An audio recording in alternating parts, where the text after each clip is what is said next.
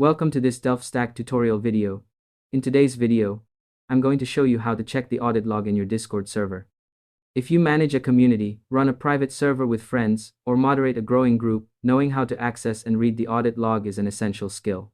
The audit log helps you understand exactly what's happening behind the scenes, from role changes and channel updates to moderation actions taken by admins or bots.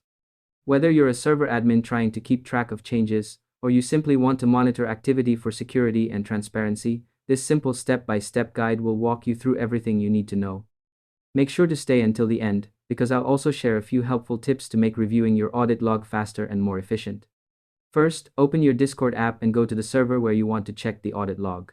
Once you're there, look for your server name in the top left corner and click on it.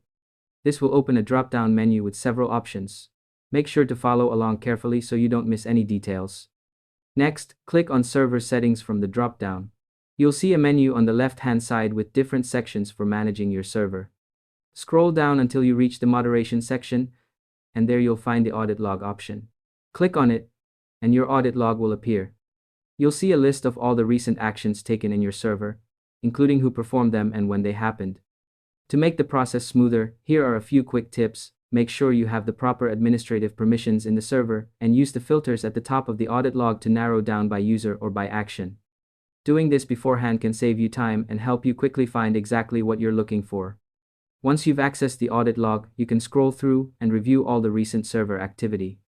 After that, you should be able to monitor who is making changes, see deleted messages or channels, and keep your server organized without any interruptions.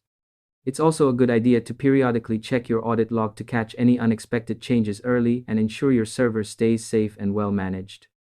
And that's all there is to it. By following these simple steps, you'll be able to check your Discord server's audit log easily and efficiently.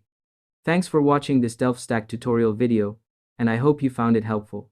If this helped you out, feel free to share it with others who might need to keep their servers secure. Why not make someone's day easier?